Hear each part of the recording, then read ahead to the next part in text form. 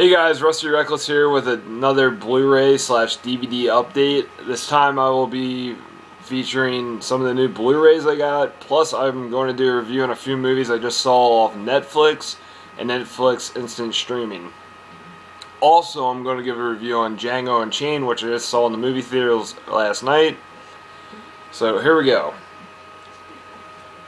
The first one I got here is Ted, and if you haven't seen this, it's basically Seth MacFarlane's first big major picture, and it stars Mark Wahlberg and Seth MacFarlane doing the voice of Ted. Basically, Mark Wahlberg's a little kid, and he gets a teddy bear for Christmas. Everything's normal. He wishes they could be best friends forever. It comes alive, and it's so funny. Then his parents try to kill the bear, and then everybody starts getting to know this bear. He becomes a celebrity, but then eventually nobody gives a shit about him. It's just he's another person. It's so funny though, because they don't treat the teddy bear like he's a little teddy bear. They treat him actually he's a person. He drives and everything. And Mark Wahlberg and him, they're a bunch of slackers, stoners, and they hang out all day and basically, do nothing. And Mila Kunis plays Mark Wahlberg's girlfriend. She gets really tired of his shit and all that. Basically, if you haven't seen this one, I'd recommend it. It was probably one of the funniest movies of 2012.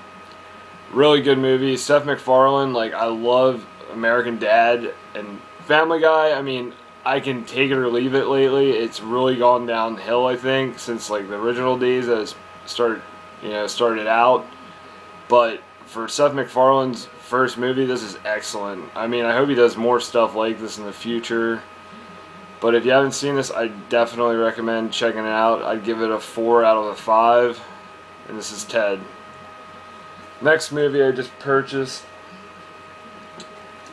is Just Go With It with Adam Sandler and Jennifer Aniston. Basically, if you haven't seen this movie, Adam Sandler, gets dumped in the beginning of the movie, finds out he's getting married, and he finds out his wife, he doesn't really like him and all this, and then, he's sitting at a bar one day and he has his wedding ring on, and girl feels sorry for him, so he starts using this ring to pick up girls, and be like, oh, my girlfriend dumped me, blah, blah, blah, and he gets all these hot girls. He becomes a plastic surgeon, gets rid of his big, goofy, Jewish nose, and then he's with this girl, and she finds out, oh God, you're married, and then he has to explain it to her.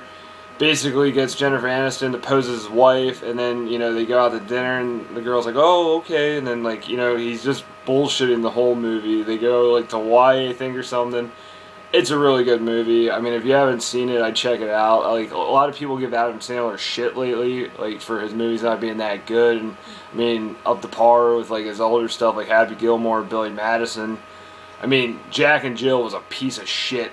Oh my God, I don't know what he was thinking on that one. That was a bad practical joke gone horrible. I don't know who the hell would even give them money to make that piece of shit. But Just Go With It is a good movie. This, Funny People, and there was another one in there recently, but I think Sandler is good when he can be, but some of those movie ideas they come up lately for Adam Sandler movies, it's where the hell did you come up with this shit? It's horrible. I could write a better screenplay than that. But anyway, if you haven't seen this, Jennifer Aniston is probably at her hottest ever. And she's older now too, which is so weird because back when she played on Friends, I never found her that attractive, but now she's really hot. A lot of TNA in this movie, no real boobs or any nudity, but a lot of eye candy in this movie. I recommend checking it out. I give it a 3 out of 5. Next on the list is classic Anchorman. If you haven't seen Anchorman, I don't know where the hell have you been. It's probably Will Ferrell's best movie, and it stars Will Ferrell, Steve Carell, Paul Rudd, and there are a bunch of Anchormen back in the 70s, and I found it on Blu-ray for $12 or something at Walmart, and I've been trying to convert a lot of my DVDs to Blu-rays lately, so I picked this one up, and I really can't wait for the sequel to come out. I guess it's the end of this year or something, which seems so long from now. But anyway, if you haven't seen this one out, check it out. I mean, of course you probably did. Next not really a new one either, but I converted a lot of my DVDs to Blu-rays, as I said. Superbad. I haven't seen this. This is probably like one of the best teenage like comedies ever, and it made Jonah Hill and Michael Cera like huge stars. Check it out. And another one that I just converted. This I got for like 10 or 12 bucks at Walmart too. It's, sorry if you can't see, Dodgeball, Napoleon, Dynamite, and Office Space. And it was, you know, 3 good movies for like 12 bucks. You can't beat that.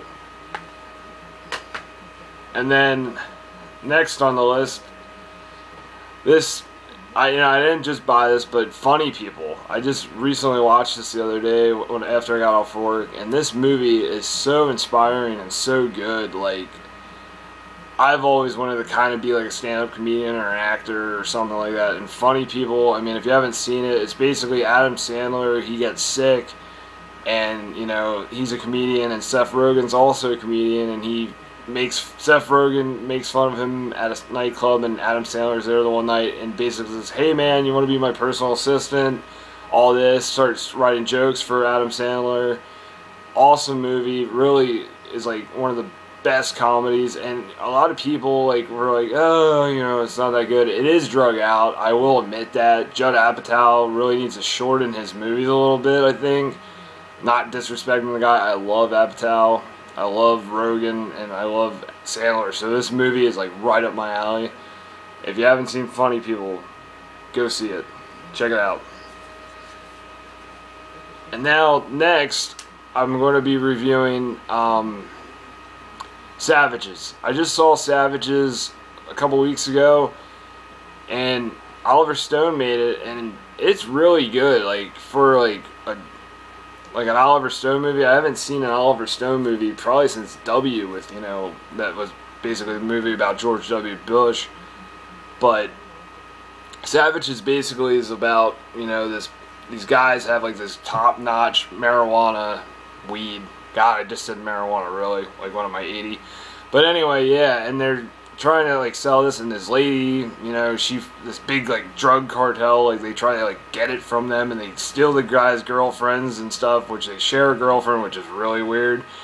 But, you know, it's for a drug movie, like you don't really see many drug movies anymore, or like crime like movies like that anymore. I mean, it kind of like reminds me of like Blow or something like that, like, which, oh, it's hands down probably the best drug movie ever. Johnny Depp in that movie, he is such a good actor in that movie. But Savages, you know, it's pretty good. I'd recommend seeing it. I did not like the ending, and I'm not going to spoil it for you, but I just did not really care for the ending. It was one of those movies that like it gets so good, it builds and builds and builds, and then the ending's just so, like it wasn't like what you expected, I guess. But I'd recommend seeing it, definitely.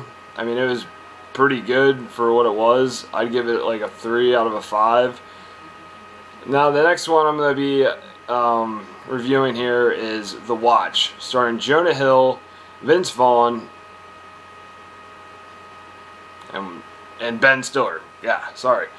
And basically, it's Ben Stiller works like at Costco, and he's like really doesn't have many friends, so he starts all these clubs and all this stuff, and he, like, you know, he's one of those goody two-shoe like civilians and all that stuff.